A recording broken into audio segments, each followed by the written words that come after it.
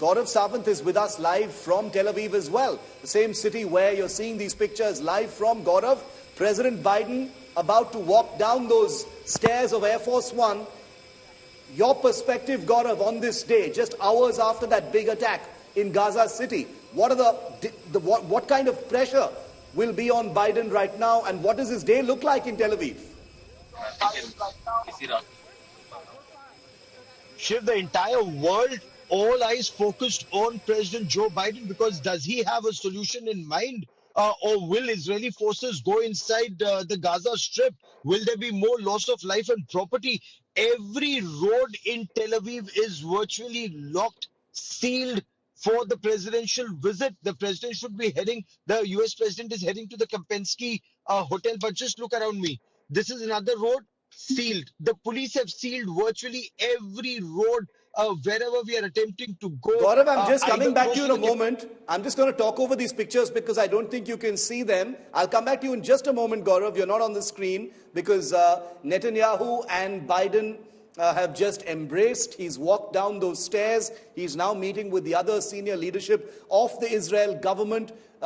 You can only imagine the kind of security that there must be outside Ben Gurion Airport right now. It's incredible. And remember, Ben Gurion Airport just a few days ago was the target of rocket strikes by Hamas. So this is a high security zone, and this is where President Biden has just landed.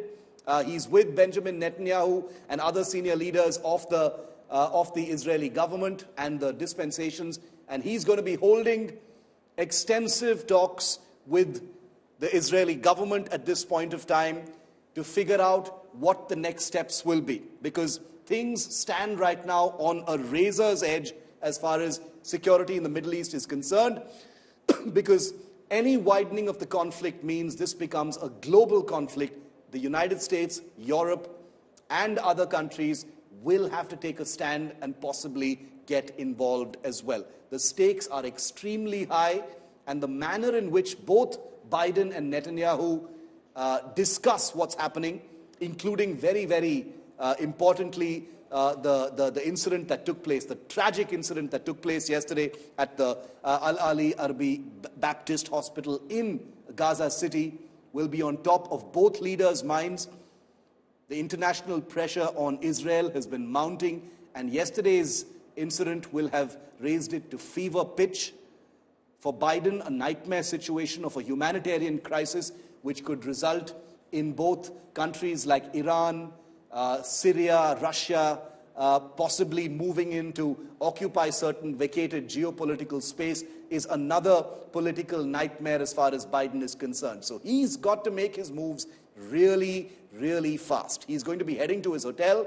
Then there are going to be those discussions with Prime Minister Netanyahu. Gaurav, in point form, tell us what the big priorities are. You were at the war front yesterday near Gaza, hours before the bombing of Gaza City took place, where all those hundreds of Gazans were killed, including many, many innocents. You were still to get a full picture of what really happened. But amidst that entire claim and counterclaim war, this looming humanitarian crisis in Gaza is going to put huge pressure on Biden, is it not, Gaurav, to try and bring some kind of, toning down of the hostilities, as it were? And Shiv, that's easier said than done on both sides. Tempers and emotions are so high on both sides. 1,300 plus people lost in that Hamas terror attack here in Israel. And virtually everyone you speak to wants retribution, wants Hamas to pay. They want Israeli army to be in Gaza and neutralize Yahya Sinwar, the head of Hamas, and also the entire military and financial leadership of Hamas, so that Hamas can never pose a threat to civilians in Israel again. So emotions very high where I am. Equally high on the other side, where after this attack, or after this incident, which Israel insists is a failed rocket of the Islamic Jihad, and they're saying, look at the burn injuries, look at the burn, look at the fire that took place on ground. That's only because the propellant of a rocket that had just been fired, that propellant caused the fire on ground, and when that projectile hit the ground and exploded, it caused casualties. They are saying that Hamas and the Islamic Jihad use the people of Palestine as a human shield. lead to loss of lives on both sides, whether it's civilians in Israel or civilians along the Gaza Strip.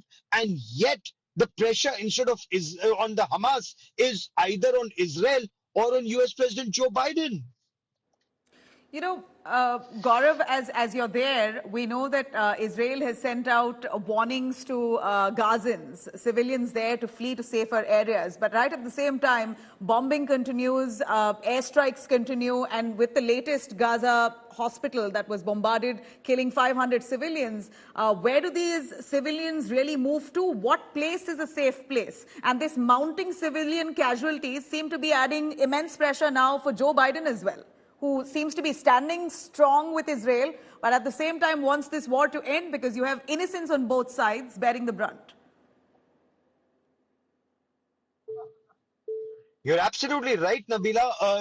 There are no easy answers here. There are absolutely no easy answers here. At the same time, what's the situation on ground? As far as Israel is concerned, it wants to ensure that its civilians are not targeted by Hamas ever again. They say we did not ask for it. It started after the 7th of October. Had Hamas not carried out that terrible terror attack, and we've been reporting from Rim, we've been reporting from Kafar Azar, we've been reporting from Kibbutz Berry, where innocents were massacred by Hamas. The same Hamas needs to be in the dock right now by the international community, and yet that doesn't seem to be happening according to Israel. So they are saying put Hamas in the dock, take firm action against Hamas, and if the world doesn't do it, Israeli forces will